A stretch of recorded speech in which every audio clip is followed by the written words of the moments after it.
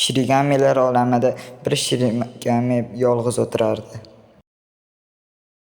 Xuddi o'sha vaqtda maktabda a'lochi o'qiydigan o'quvchi ham yolg'iz o'tirardi. Ularning ikkisi ham bu dunyo chiriyotgani haqida o'ylar edi. O'quvchi darsda o'tirganida osmondan tushayotgan bir narsani ko'rib qoldi. U darsdan chiqib, uni qo'liga ushladi. Qarasa, u o'lim kundaligi ekan. Boshida bu narsa insonlarni o'ldira olishiga ishonmadi. Keyin televizorda talonchilik haqida e'lon berildi. Keyin u ishonmay ismini yozib ko'rdi. Qarasa, talonchi yurak xurujidan halok bo'ldi. U yegulik qarayotganda ko'chada bezorilar bir ayolni tunashayotgan edi. U o'ylanib o'tirmay bezorilarning bir ismini yozganda, u avtohalokatda vafot etdi.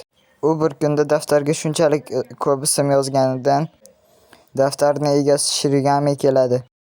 Bu daftar bizni bog'lab turadi dedi. U olmani olib tushuntira boshladi. Bir kunda hech kim senchalik ko'p ism yozmagan edi dedi. Bundan Jasur aqldan oza boshladi va ko'proq yozishni boshladi. U tuni bo'yi yozib chiqadi.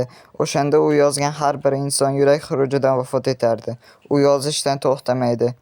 Toki tong otguncha. Tongda esa u 100 ga yaqin insonni yozib bo'lgan edi.